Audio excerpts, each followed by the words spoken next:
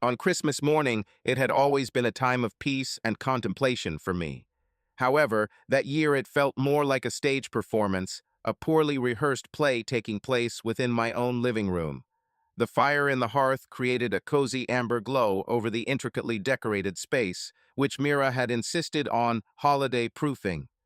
Each garland and snow-covered candle was carefully selected with precise intention, as if aesthetics could overcome the decay hidden beneath the surface. I sat next to Mira on the plush cream love seat, feigning ignorance of the weighty silence between us, filled with spirits of unspoken words from months past. Her family arrived early, like a storm in winter, Mira's mother Iris filling the air with biting criticism about the curtains, the roast, my tie-tying technique. Gerald, her father, held his glass of scotch aloft like a scepter, sneering at me as if he had bested me in a competition I was unaware of. Talia and Zara moved about as if they ruled the venue, casually distributing gifts and condescending comments, both oblivious to my familial bond. They had always viewed me more as a servant than a kin, recognizing my role as a bag carrier, coat fetcher, and silent observer. However, I was no longer mute in the ways that truly mattered. After months of observing, listening, and preparing, today the day they believed they were crushing me under their collective arrogance, I intended to give them an unforgettable memory, albeit one I was yet to realize. "Merry Christmas," Mira said, her voice dripping with sweetness as she handed me a red envelope. Her crimson-painted nails and lipstick, both attracting attention away from her icy glare, mirrored each other. Her smile was just wide enough to appear genuine for the camera one of her relatives was capturing, preserving the moment for future remembrance. The room hummed with champagne effervescence and orchestrated mirth. It was all noise. Meaningless, polished chatter. I grasped the envelope with a steady grip. I was already aware of its contents. Aware because I'd spotted it in our shared printer tray 2 weeks ago before she swiftly snatched it away, claiming it was merely a contract for a friend. I hadn't spoken up then, just nodded, smiled, committed the watermark to memory. When she placed it in my palm this time, her movements were unhesitant. That alone confirmed what I'd known for weeks. She wished to humiliate me, in public, with panache. I carefully parted the flap, letting the crimson paper slip off like discarded skin. Inside were numerous pages, legal jargon, courthouse seals, her signature cleanly inked in blue. Divorce documents, served not by a stranger in a tranquil office, but by the woman I'd constructed a life with, amidst the people who had always hoped for our demise. The instant I displayed them and let my gaze sweep across the header, the room resonated. Cheers echoed. A full-blown applause ensued. Just as if I had received an ironic participation trophy, Gerald mockingly proposed a toast. Talia leaned into Myra's shoulder, laughing into her hair. Zara captured the moment with a photograph, while Iris discreetly wiped her eye with a tissue, not due to sadness, but the theatrical satisfaction usually saved for movie conclusions. I remained silent. I didn't react. This silence took them aback, as they expected me to react in some way, explode, break, or stammer. Myra had likely imagined this scenario many times, anticipating my reaction, her winning, her family gathering around like protective lions. But instead, I sat unmoved. I studied the documents, then looked at her, maintaining a steady gaze, undeterred. This composure seemed to confuse her, causing her smile to flicker slightly, just enough for me to notice. It was the first hint of vulnerability, a crack in her facade. She leaned closer, speaking more softly this time, perhaps for dramatic effect. "After all, you've never been fond of surprises, haven't you, Jonah?"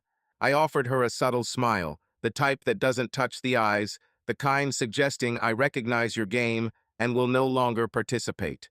Remaining silent, I allowed an awkward hush to ensue, just long enough to cause discomfort.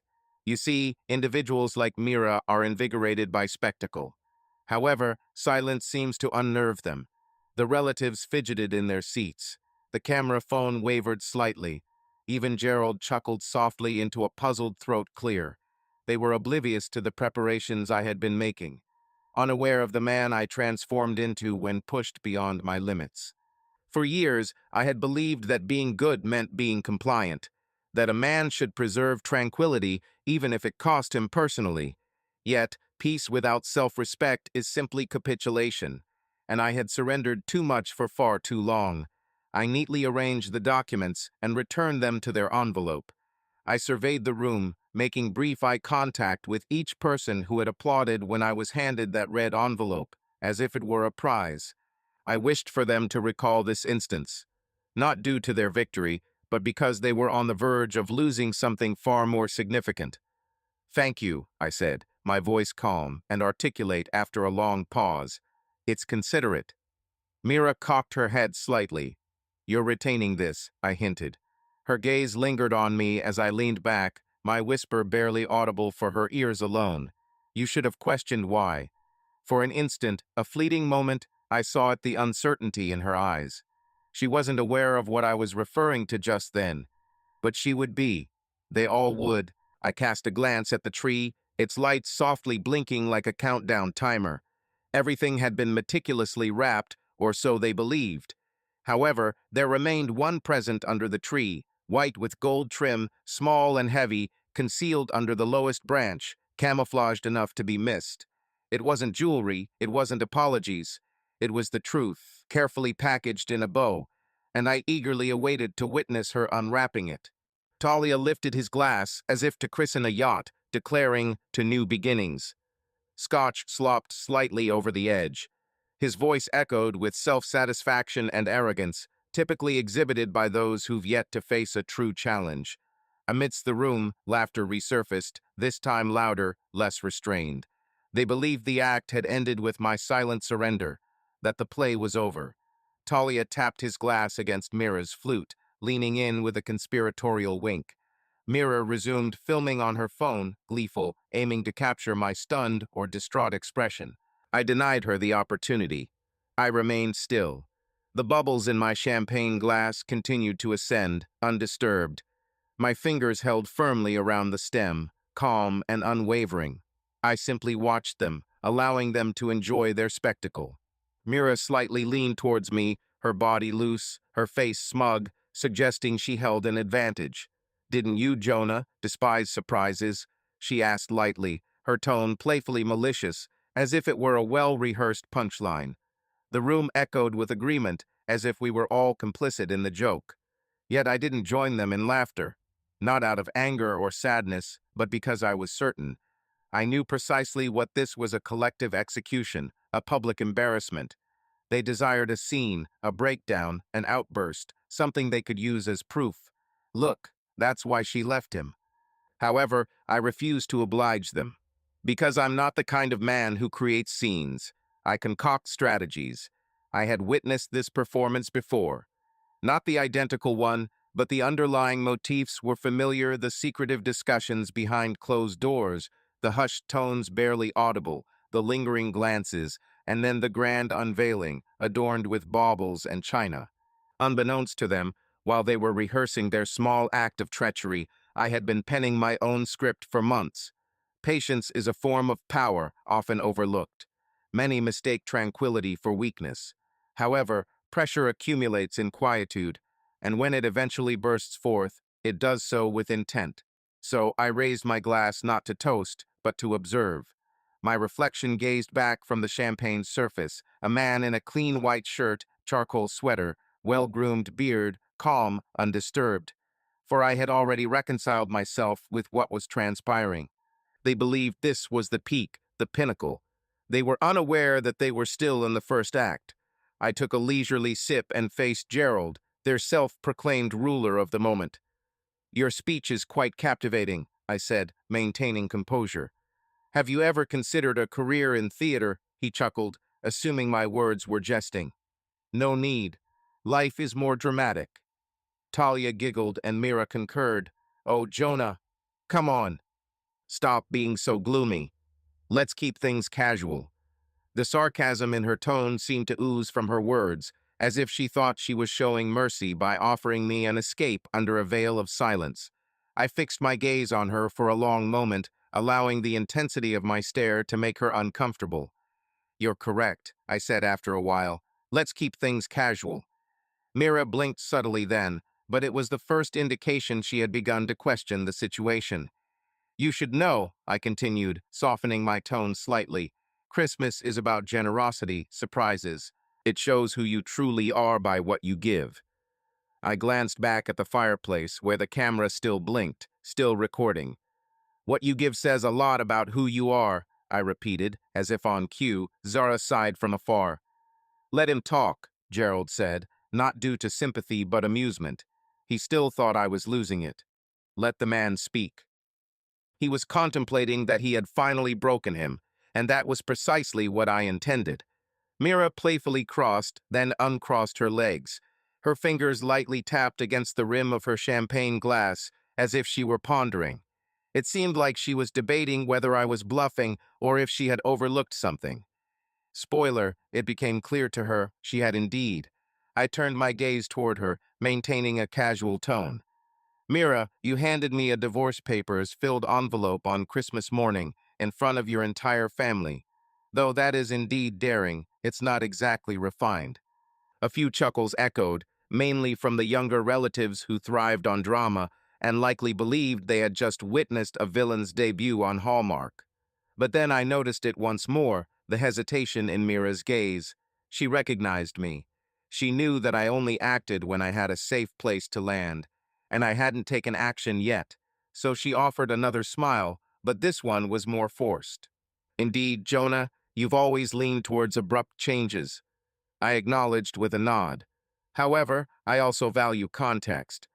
Standing unexpectedly, I noticed Zara lower her phone, Gerald raise an eyebrow, and Mira tense.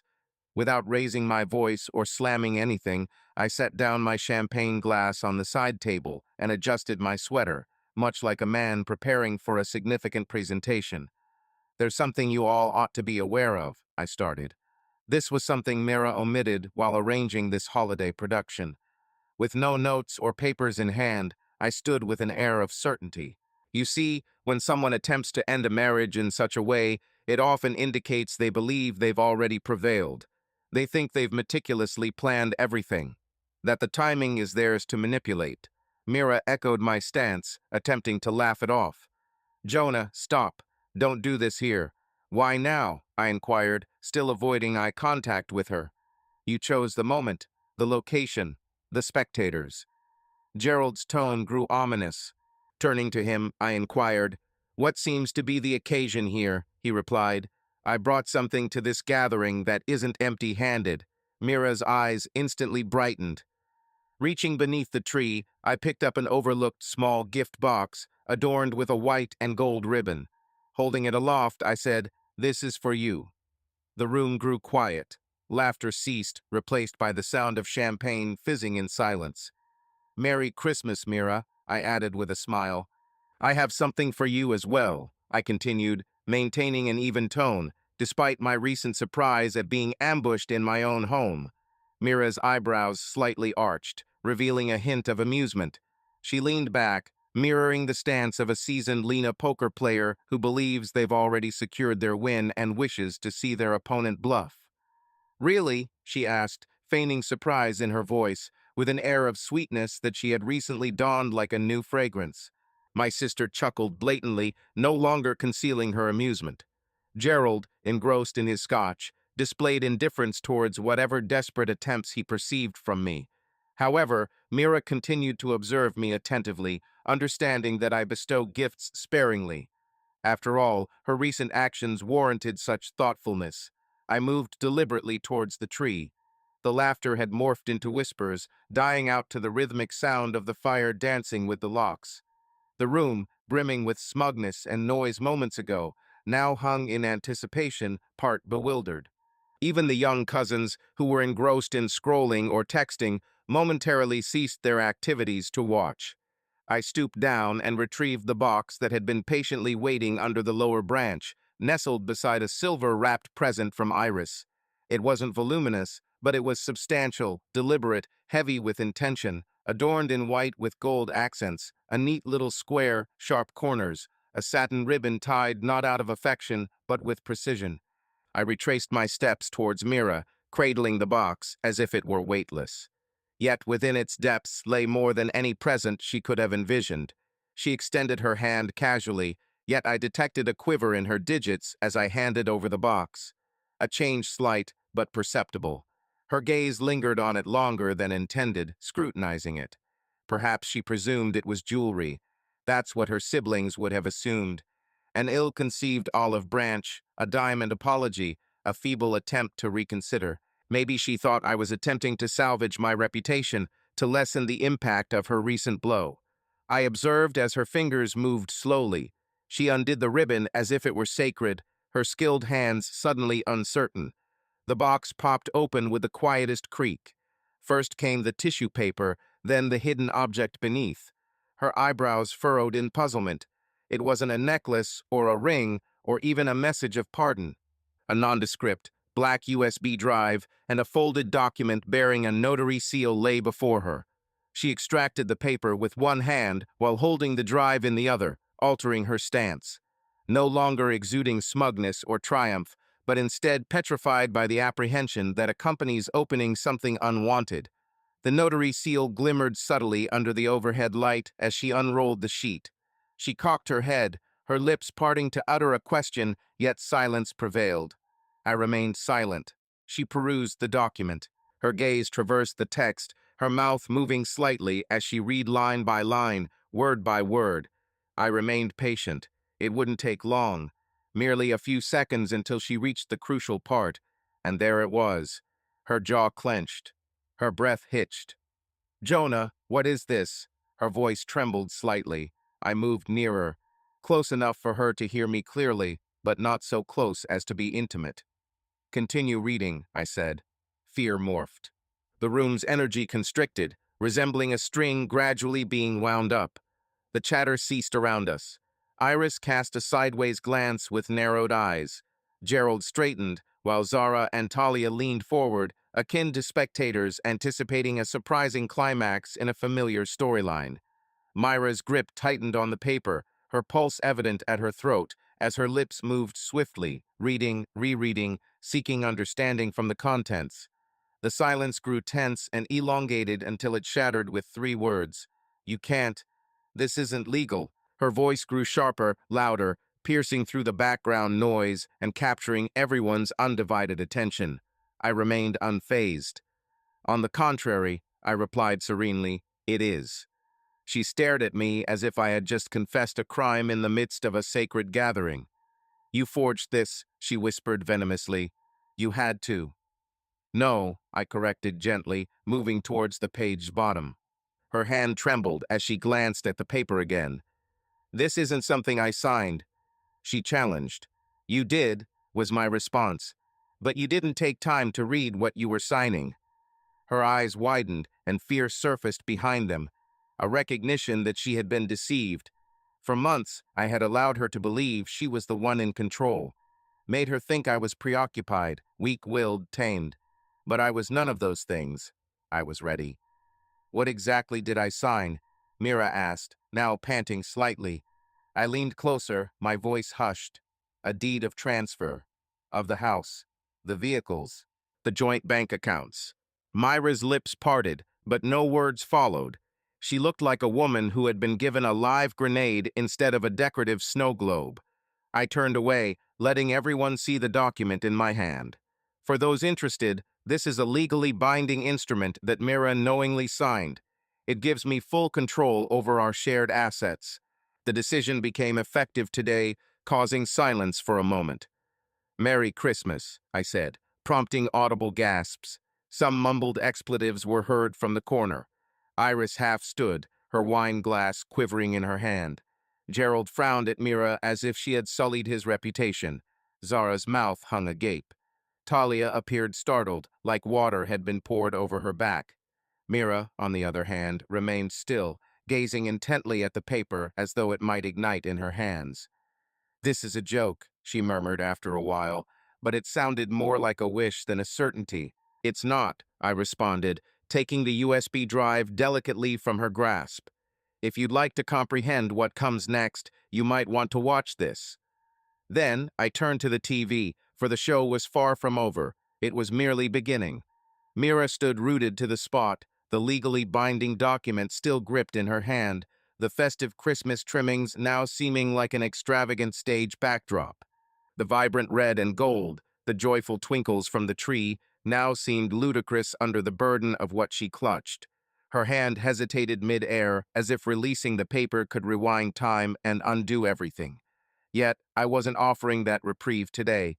I strode towards the entertainment unit, grabbed the remote, and turned on the TV above the fireplace. The screen flickered into activity, bathing the faces in a cool radiance that mere moments ago were twisted in smug amusement. The atmosphere had drastically changed now. No more laughter, no toasts, no winks or clinking glasses, no veiled insults disguised as compliments. Now there was silence, a profound, electric silence.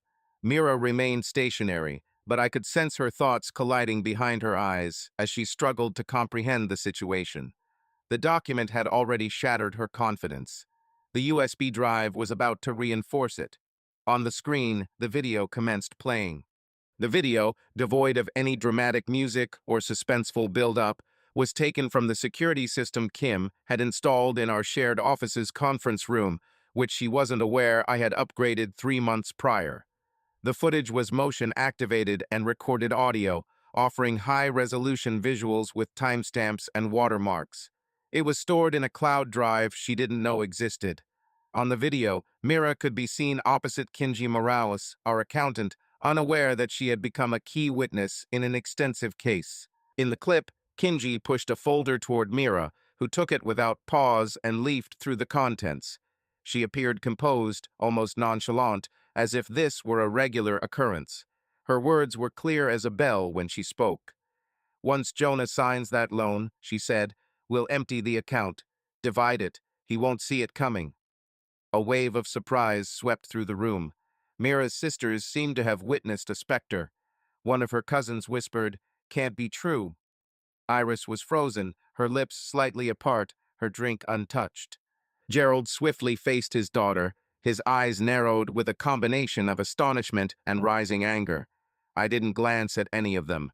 Instead, I fixed my gaze on Mira, who seemed transfixed by the screen as if it might explode. Despite her stillness, her heart pounded visibly in her neck. Her breathing became quicker, shallow, and erratic. Her lips moved subtly, almost involuntarily, as if she were searching for words that eluded her. In a sudden movement, she reached for the remote in my hand. "Turn it off," she whispered urgently. "This isn't what it seems." I remained unmoved. "Indeed, it is precisely what it appears to be," I retorted. "It's just the part you assumed no one would ever witness." The video continued playing. Kinji could be heard laughing in the recording, his voice low and confident, the sound a man makes when he believes himself invincible. "He's too compassionate," he said. "Too faithful. You're fortunate he doesn't know how to play dirty." At command, I paused the video. The room seemed to be holding its collective breath. Kinji's eyes widened, her pupils dilated, her complexion paler than ever. The Mira I knew, the one who coordinated dinner parties like military operations, who fine-tuned her speech and demeanor for every encounter, who entered every room with a premeditated strategy, was absent. Instead, before me stood a frightened individual, bereft of her prepared dialogue. You can't exploit this," she stammered, her voice breaking. "This was a private discussion." "No," I responded calmly. "This was a professional gathering within our shared premises, duly recorded and securely stored." And Kinji had already endorsed the consent form. Her expression contorted at his name. "You speak with him," I nodded once, "a few weeks back. He required little persuasion. It transpired that he had more at stake than I did. Tax evasion, embezzlement, falsified records. He implicated you so swiftly, Mira, I nearly felt a pang of sympathy. The untruth tumbled from my lips without a second thought. He didn't surrender easily. It took force, evidence, and the threat of revoking his license. However, the outcome was consistent. He turned, and he provided everything necessary for me. Mira's hand went into her mouth, her nails indenting her lower lip.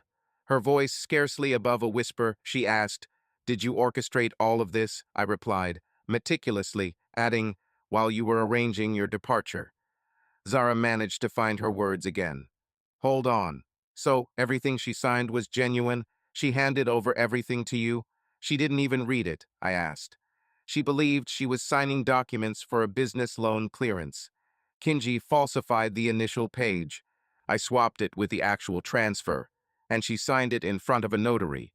Gerald erupted in anger. "You're telling me you took advantage of my daughter's foolishness," I responded. "That's low, Jonah, even for you." I faced Gerald resolute. "No, Gerald. I use the truth, a concept that none of you seem unfamiliar with." Mira's voice shattered like a broken mirror. "You can't do this to me." "I didn't wrong you, Mira," I said. "You did this to yourself." She struggled to remain composed, squaring her shoulders, but her trembling hands betrayed her. The room was no longer hers. It belonged to the judgment she had invited. Earlier, she demanded attention, but now it weighed heavy on her shoulders. All gazes were fixed upon her, yet they weren't filled with enthusiasm this time. They watched her stumble, live and unedited, an unfolding disaster. She sought solace in Iris, yet her mother remained silent, her lips pressed tight, jaw clenched. Her feelings of compassion were overwhelmed by shame and fury. Gerald resumed his seat, leaving his scotch untouched. Even the cousins fell silent, phones dropped, their faces drained of color. Mira met my gaze with eyes glistening with tears. "You've set me up," I softly responded. "I merely stopped pretending not to see your true self." And so I pressed play once more. For the worst was yet to come. The room fell silent, a silence that reverberated in one's chest like an aftershock. Mira's complexion was wan, her arms hanging limply by her sides, the crumpled document flaccid in one hand, and her countenance frozen halfway between a scowl and bewilderment. The room fell silent, echoing the shattering of an illusion or a performance meeting harsh reality. Her kin were at a loss, never witnessing Mira like this before, and definitely not seeing me like that either. Her father's tone was stern as he demanded, "What's happening?" I swiveled to address them, no longer concealing my emotions, not just my voice, not my gaze, and the truth that had been building up inside me for months. I positioned myself centrally in the living room, sandwiched between the Christmas tree and the coffee table still littered with gift wrap and half-empty flutes. Mira retreated to the sidelines, visibly diminishing. I didn't hasten. I let the prolonged silence linger, as now it was my turn to speak, and they were my viewers. "It's a change of ownership," I announced calmly. My words didn't escalate. They didn't have to. The tranquility added weight, enhancing credibility. As of yesterday, this house, the vehicles, and our joint business accounts now bear only my name. Zara sneered, "You're deceiving us." "No," I countered, clarifying instead, "I'm prepared." Iris let out a soft gasp, akin to someone struggling with an unwelcome truth. Gerald leaned forward, his elbows on knees, hands clasped as if clinging to the last shreds of order within our family. Mira appeared ready to shout again, but her breath seemed trapped. She continued blinking rapidly, hoping perhaps that a replay of my words would be different. I glanced at her. "You signed it, Mira. You trusted Kinji with the fine print, which he failed to honor." Gerald's face reddened, veins pulsing along his temple. "That's preposterous. We can't possibly believe she gave everything away so naively." I gestured toward the TV. "Watch the video," I said calmly, refraining from either shouting or boasting, instead merely hitting play once more. The screen changed, showing a fresh video clip, neatly time-stamped and dated for evidential purposes. This video was focused on sound and camera angle, offering a closer look at Mira and Kinji sitting opposite each other, with a contract between them and a pin in Mira's hand. "Are you certain this will appear as loan documentation?" Kinji responded without delay. "Definitely. He won't read it. He never does." That hurt, she admitted later. She hadn't just deceived me, she had underestimated me. She believed I was foolish, passive, and predictable, and she wasn't alone. The expression on her father's face transformed from rage to a feeling I had not seen from him before: disgust. Not directed at me, but at her. "You forged his name?" he asked. "No," I interjected before she could speak. She didn't need to, as she was the one who signed everything. All I needed to do was replace the first page with the genuine contract. The rest of it, the legal jargon, witnesses, dates, were already in place. Looking at Mira for the first time in years, I felt no fear of what might be revealed. Ambition had made you oblivious to the evident. You were convinced I wasn't observant. Her face faltered, barely, a quiver in her jaw, and her lips pressed too forcefully together. Shimmering eyes, but no tears flowed. She wasn't weeping from pain. Instead, she was unraveling because she had lost control. This was a woman who thrived on orchestrating things, and now she stood amidst her own downfall, scriptless. The TV continued to play, but I silenced it. The sound had done its job. The visual was merely background noise. I turned to Gerald. "What's happening here? Your daughter colluded to dismantle our business, drain shared funds, and depart with a smile while I stand here with a red envelope and a shattered marriage. You should have confided in me," he murmured. I raised an eyebrow. "So you could praise her more subtly." He remained silent. My gaze wandered around the room. Iris avoided my stare, while Zara seemed ready to flee. Talio appeared shocked with disbelief. "I didn't initiate this to harm anyone," I asserted. Instead, I was fed up with being silent, dependable, and foolhardy. I looked straight at Mira once more. "You desired my humiliation. You sought to embarrass me in front of your kin. Happy holidays, Mira. Here we are." She eventually responded, her voice trembling. "Jonah, this is retaliation." "No," I countered. "This is evidence." I withdrew the last item from my pocket, the audit report. Neatly folded, stapled, listing each account Mira had attempted to exploit in meticulous transactions.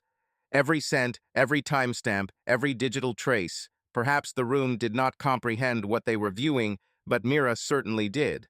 Her knees slightly trembled as she beheld the cover page. I extended it towards her without malice. "You can't feign innocence now," I warned her. "You authored the narrative." Talia finally uttered, "I just published it." Amazed, she exclaimed, "This is insane." However, I responded, "No, this is clarity. All of you have regarded me as mere furniture within this house, as if I was fortunate to be part of Mira's world.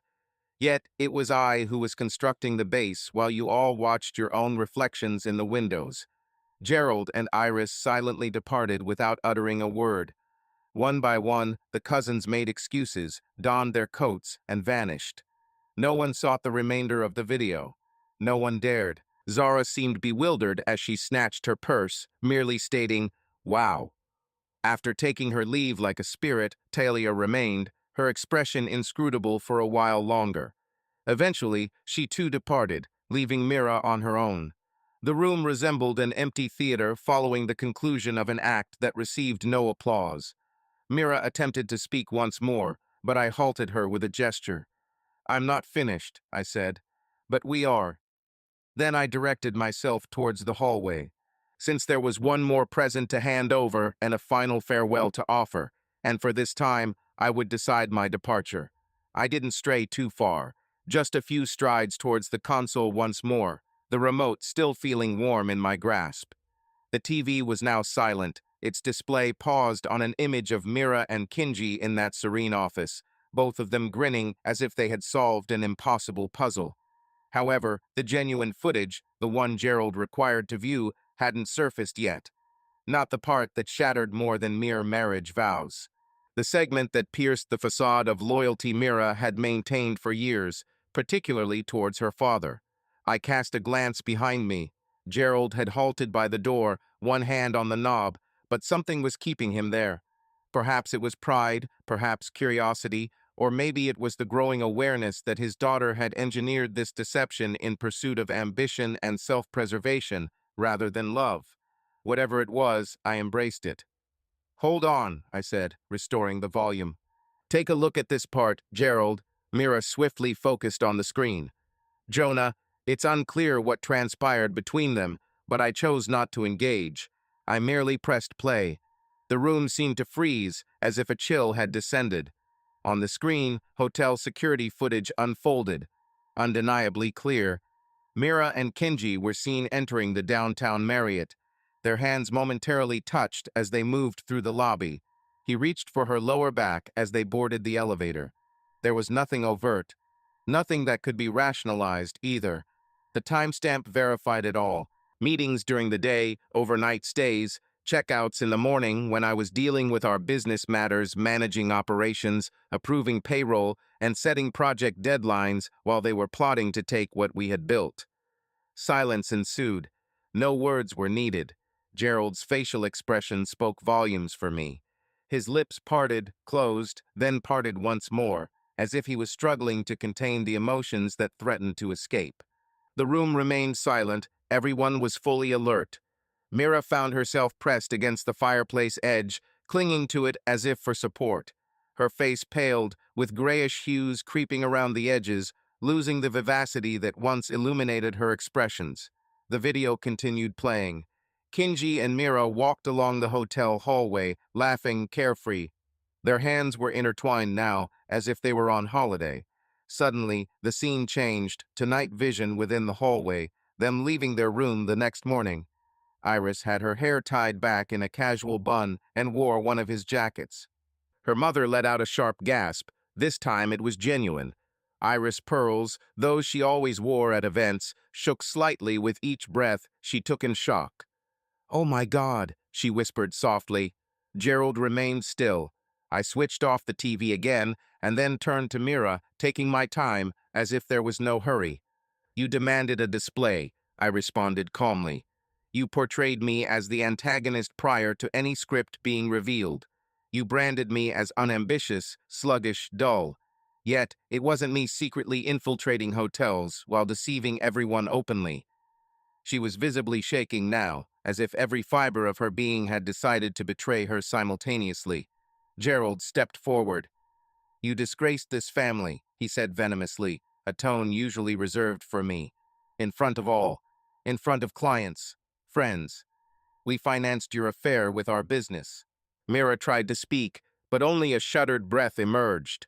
"I believed in you," Gerald continued angrily, his voice growing now. "I defended you. Against him. Against anyone who questioned your loyalty. And this," he pointed at the frozen screen, "this is what you were doing with our finances." I left the words hanging, allowed the accusation to linger unrefuted. I wanted her to comprehend the entirety of it, the entire truth. This wasn't merely a marriage collapsing. It was a legacy, a business, and a name she had salvaged from ruin. And I had the proof. I crossed over to the side table and fetched a small folder. Not the audit, not the contract, this one was fresh, printed last night, straight from my lawyer's email chain. I handed it to Gerald without uttering a word. He glanced down, thumbing through the pages with tense fingers. "This," I eventually said, "contains the compiled report. It has been submitted to the board. The embezzlement, fraud, and unauthorized wire transfers are detailed here. Myra's name appears on every transaction, as does Kenji's. They have both been reported." His gaze shifted up. "The board is aware." "They are now," I replied. "Renee sent it last night. The vote to dismiss Myra as a partner is scheduled for next week, but I already possess the majority." Turning to Myra, I stated, "You said I never knew how to fight dirty. You were mistaken. I simply prefer not to." When tensions rose, I moved nearer, softening my tone so only she could hear. "I don't side with Bruce. I aim to conclude this." She flinched as her father's voice returned, now quieter, but more menacing. "You're out. Finished. Over." Myra uttered a feeble response before Gerald silenced her with an upward gesture. "No," he barked. "You exploited our position, our funds, and our faith for your treachery. You think I care about your divorce? You've tainted everything." The room remained tense for another moment, silence broken only by the soft hum of the heater and the ticking clock. I then shattered the calmness, addressing Zara, who stood by the entrance, likely seeking an unobtrusive exit. "By the way," I said, "the car you're driving, the Lexus, it bears my name in its registration." Her eyes widened with shock and puzzlement. "Pardon me, but we used your car for the deposit. You didn't consult me before Myra gave her authorization, and I returned ownership the day prior. The vehicle won't start unless reprogrammed now." Zara looked surprised. "You're not joking." "Absolutely not. was my response. Perhaps you should consider calling a taxi. A second round of gasps echoed, but I headed back towards the fireplace, placing the remote on the mantelpiece with care, the video still frozen on Myra's cheerful, pixelated face. Let's continue watching, I suggested. Not for the sake of drama, but for clarity. There's more to uncover. This time, no one told me to halt my words. The ensuing quiet was heavy, laden. It felt as if everyone in that room had stepped onto ice they hadn't realized was fragile beneath them. The TV screen continued to display the frozen image of Myra and Kenji, her lips wide in a laugh, his hand resting on her back. A still image, yet it conveyed more than anything spoken that day. Myra remained rooted to the spot where I'd given him the report. Iris remained stationary on the armrest, resembling a dazed bird unwilling to take flight. Zara was near the entrance, gripping her bag tightly, as if it were a lifesaver aboard a sinking ship. Myra, for once, was silent. Eventually, I hit play. The ensuing video displayed a fresh perspective from the hotel's parking garage below. Their car arrived, pulling in. Myra leant over to kiss Kenji before exiting, her hair styled up and sunglasses slipping down her nose as she adjusted her coat, the same one I'd bought her during winter, which she had deemed too ordinary for public wear. She donned it for him. This minor detail, this subtle act of betrayal, resonated more deeply than anticipated. Not due to the coat itself, but because of its symbolism. Every concession, every endured indignity I'd accepted, thinking it preserved harmony, echoed in that moment. The video advanced, revealing hotel elevator footage once again. Kenji now had his hand on Myra's neck, and Zara whispered something before the doors shut. I didn't require audio to discern the nature of their words. Over the years, I had grown accustomed to Myra's performances and could interpret her body language as if it were a script. Her equilibrium was subtle yet deliberate, always cloaked in power. From behind me, I heard Iris murmur, "Oh my God, it wasn't loud." Yet, in the silence of that room, those words might as well have been shouted. Zara mumbled, "This is unbelievable," as though denial could alter the footage itself. And then Gerald, his voice low but biting like gravel crushed beneath a boot. "You've brought shame upon this family." The words struck heavily. Myra raised her gaze, now red-rimmed, her mouth moving yet silent. The last half an hour had exposed every layer she had painstakingly constructed over the years. Her elegance, her composure, her command, all vanished. What remained was simply a woman standing amidst the ruins of her own creation, watching as those who once admired her slowly retreated. "Turn it off," Myra exclaimed abruptly, advancing as if intending to grasp the screen and yank it from the wall. I remained still. I met her gaze squarely and said, in a composed manner, "I'm merely playing the film, Myra." She halted abruptly, breathing heavily, jaw clenched. Her composure had shattered entirely now. Her fists were clenched tightly. Her face was marred by the type of panic that couldn't be concealed with a polished demeanor or strategically placed laugh. This wasn't a disagreement in a meeting room she could win with assurance. This was exposure, raw and unalterable. I ambled towards the coffee table and picked up another envelope, cream-colored and sealed in gold. I extended it to her. She hesitated. Then, with trembling digits, she took it and broke the seal. She unfolded its contents slowly. Her eyes scanned the document from left to right, back again, and then lower. Her breath caught when she reached the signature page. Her entire countenance fell.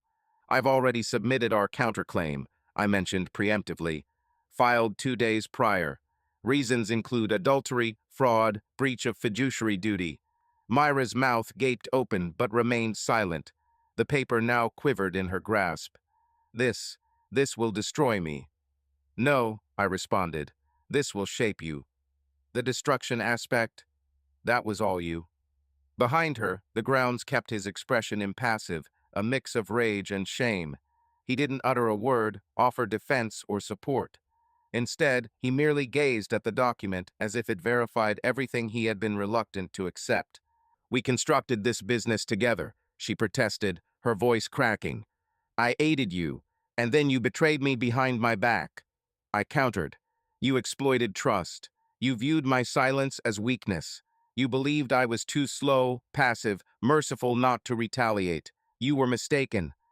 She took a shaky breath and stared at me with newfound clarity. You orchestrated all of this. I nodded, confirming it. Her voice grew louder. So, this was revenge, I repeated, more resolute this time. Instead, it was about accountability. Then, softly, Merry Christmas. The phrase lacked the previous morning's harshness. Hers was filled with sarcasm and malice, while mine was straightforward, precise, truthful. Zara, still by the door, finally ended the silence with a derisive snort. "You two are crazy," she murmured, and then stormed out swiftly, like those who know their exit is necessary. Iris trailed after her, murmuring about needing fresh air. Gerald paused, then approached me, not Mira, his gaze fixed on mine, unyielding and calculating. "You're not the man I thought you were," he said. "I am aware," I responded. That's how everything unfolded. He nodded once and left without glancing at his daughter. The door closed, leaving Mira and me alone. For the first time since that morning, there were no spectators for our solitude, no applause. In our secluded space, amidst the debris of her meticulously planned deceit and my flawlessly countered response, she slumped into the chair, holding on to the envelope, as if hoping it would dissipate with her gaze.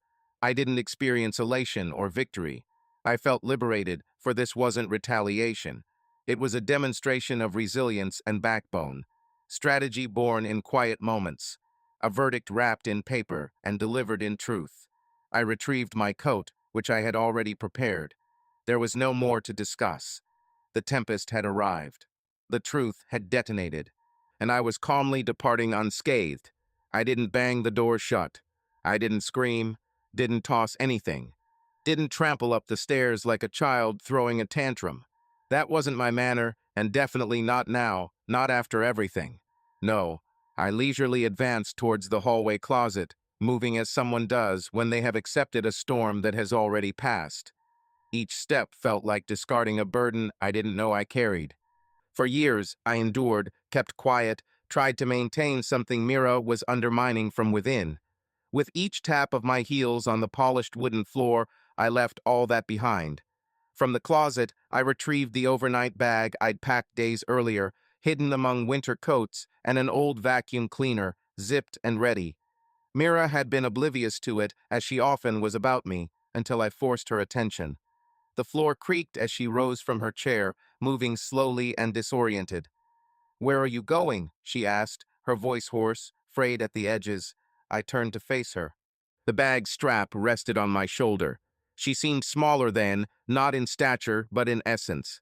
Mira, who had always dominated spaces with her confidence and cultivated elegance, had been diminished this morning. Now she stood barefoot on the rug, wrapped in the remnants of her arrogance and fear, clinging to the envelope as if it could provide warmth. "I suggested a tranquil spot," I stated, maintaining an unruffled tone. There was no harshness in my words. I didn't need it. I had already triumphed. She advanced slightly.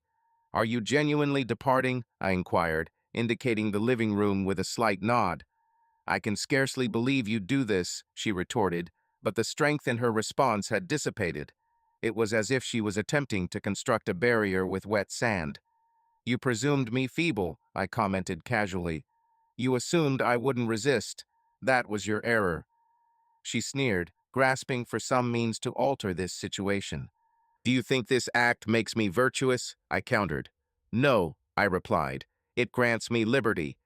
I continued towards the front door, my fingers brushing against the table where she had once arranged place settings for family dinners as if it were a stage. Everything in this house was about performance, hosting, appearance. Even our marriage was part of her persona. Jonah, the supportive husband in the background, the tech genius behind the scenes. Now, the stage was empty and no applause echoed for her. "Jonah." "Hold on," she called after me. I halted, turned to face her once more. "By the way," I murmured, "the prenuptial agreement was the reason it contained a fidelity clause." Her brow furrowed. "You seem to have forgotten about that, didn't you?" I added. "It was hidden in the fine print. Gerald insisted on it. In truth, he believed it was necessary for my restraint. though he later found out it was me who needed control. She paled. The realization dawned on her. If it came to leaving, she would lose everything: the house, the assets, even her share in the business. All of it nullified. "You won't receive a penny," she gasped, but the words refused to pass her lips. "I didn't draft the clause," I explained, "but I upheld it. You failed to do so." She appeared close to fainting. "You deceived me," she accused. "No," I replied sternly. "You deceived yourself. I merely observed." Her breath hitched again, yet I no longer empathized. Not any longer. For years I had cared for her, but now I didn't anymore. At every dinner where she interrupted my speech, at each event where she presented me as the one who maintains his apps, on every chilly night when she arrived home late with prefabricated explanations, I had cared deeply. However, love without respect fades in quietude, and mine perished long before today. As I opened the door, the morning was clear and invigorating. The frost on the driveway shimmered like a cautionary omen and a blessing. Stepping outside, the cold didn't hurt. It rejuvenated me. "Follow me," she shouted, relief evident in her voice from somewhere deep within her. A sound of unraveling, a blend of fury and remorse echoed through her broken cry. I ignored her call, as that scream was no longer mine to respond to. I walked towards my car, placed the bag in the passenger seat, and ignited the engine. The driveway now seemed alien. This house, which once symbolized everything I thought I was constructing with her, looked like a foreign set. A prop. Exit trap set. I no longer wished to act a role. As I departed, I spotted the curtain sway, a figure in the rearview mirror watching me go, still gripping the envelope, still shocked. No waves, no nods, no final words to dull the impact. Nothing more to express. What was the phrase she uttered earlier? "Oh, by the way, Happy Christmas." Mine came swathed in escape clauses and notarized signatures. This time, I was the giver of the surprise. The city lay ahead, traffic smooth, roads empty. My phone vibrated once, my lawyer no doubt confirming delivery. I chose to ignore it for now. I required no more words. My role in this narrative was complete. The show was over. The lights were off. All that remained was tranquility. I didn't travel far. I needed not to. Only far enough to sense the atmosphere shift, to feel my heart expand without the burden of deceiving. A secluded cabin, an hour's journey away, stood quiet amidst trees, devoid of any trace of Myra or her influence. Already equipped with supplies, firewood, and a heavy silence, it would be my shelter tonight. Tomorrow, I wouldn't hear her voice inside me anymore. No more anticipation of the next deception. Instead, I would confront the truth I had just spoken, allowing it to resonate through the space I was claiming as mine. I was no longer a husband hidden in the shadows. Now I was simply a man choosing his own path. Peace didn't announce itself with noise or drama. It merely existed, and from the rear-view mirror, it looked quite serene. The cabin remained unchanged, modest and quiet, surrounded by towering evergreens and the soft whisper of wind passing through barren winter branches. A light dusting of snow adorned the roof, pristine and undisturbed, as if the entire place had been holding its breath, waiting for my return. Stepped out from the car, leaving the engine to tick, found silence, no voices, no judgment, none of the usual holiday cheer or insincere compliments. Instead, a calming stillness, genuine and chilling, felt inviting. Dragged my suitcase inside, softly closing the door. The indoors air was cool, but not too cold, a kind of chill that yearned for warmth. I ignited the fireplace first, finding comfort in the crackling sound as it ignited the dry kindling. No politics here, no deceit. Just the fire performing its purpose. My phone buzzed on the kitchen counter. Ignored the first call, recognized Renee Dawberry's name. She rarely called if there wasn't something to discuss. By the second buzz, I answered. "Jonah," she began without preamble. Her tone was brisk but satisfied. Everything went smoothly. I leaned against the counter edge. "I know," I replied. I witnessed the events unfold. She anticipated a spectacle, but it was a demolition, she stated. There was no attempt to refute the evidence. "Facts can't be denied once they're revealed," I countered, observing the flames engulfing the locks. Renee chuckled. Your accounts are secure. The ownership transfer is underway, and we've already submitted Kenji's name along with supporting documents to the board. An audit will finalize the process. I rubbed my jaw thoughtfully. How long until it affects the industry? By tomorrow morning, most of the city's tech sector will know that Murathorn is no longer in charge of her own company. Clarification, I said. My company. She hummed in acknowledgement. There's one more detail. I raised an eyebrow, although she couldn't see it. Yes, Kenji Morales was apprehended this morning. That surprised me. Really? Tax evasion, she verified. It appears our accountant was manipulating not only Murathorn's financial records, but also those of at least 3 other firms. Another party reported him. You outpaced them with your grievance, and it couldn't be avoided. I smiled. It wasn't a major one, just enough to notice. A subtle, well-deserved response. The kind that brings closure. It turns out betrayal isn't tax-deductible, I said. She chuckled. Wells, you're more detached than I thought. Not distant, I countered. Just transparent. We concluded the call shortly afterward. No idle chatter. No comforting words. Renee didn't do trivialities, and I respected her for that. She was the type who dealt with facts, efficient and silent. And now she had helped me regain balance. I entered the living room and collapsed onto the aged leather couch, my frame sinking into it as if it were crafted for men unwinding from conflicts hidden to others. The fire slowly heated the room, scattering flecks of gold light across the floorboards.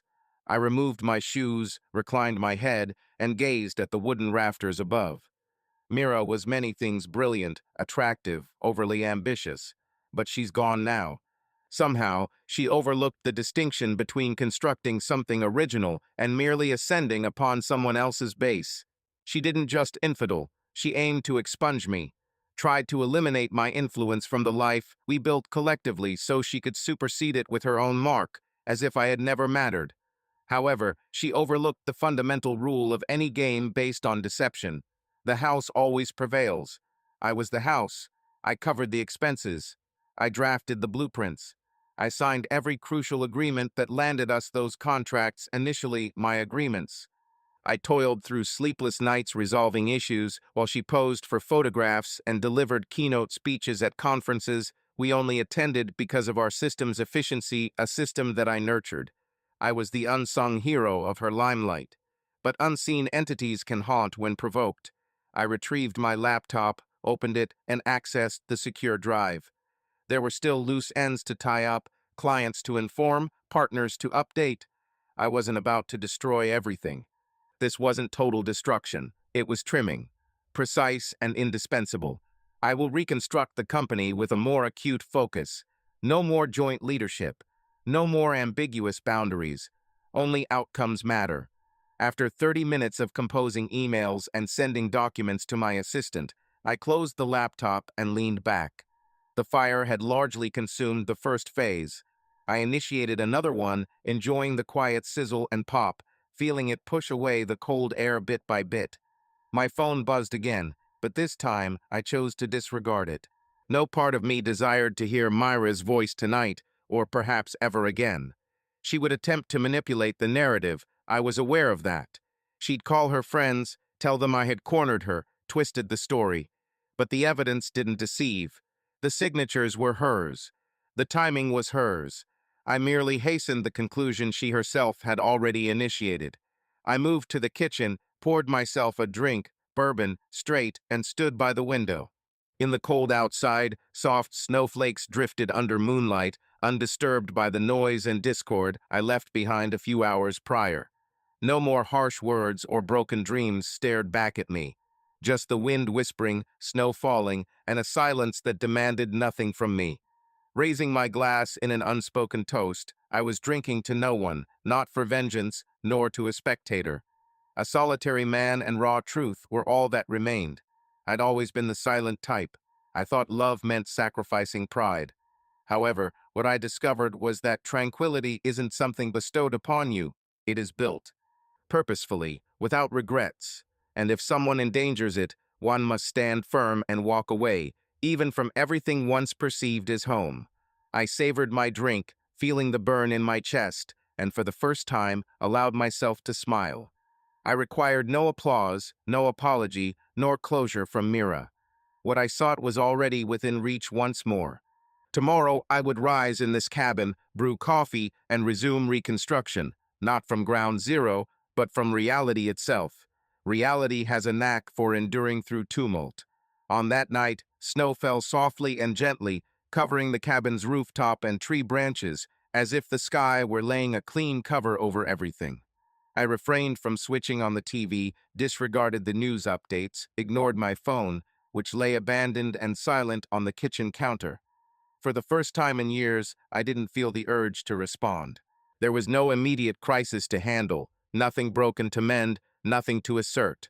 I settled by the fireplace, legs extended, drink in hand, simply listening to the groan of the walls, occasional thuds of snow slipping from the eaves, and the quiet that ensues when one finally stops playing for spectators who only ever desired to see one fall. That tranquility, it wasn't void, it was deserved.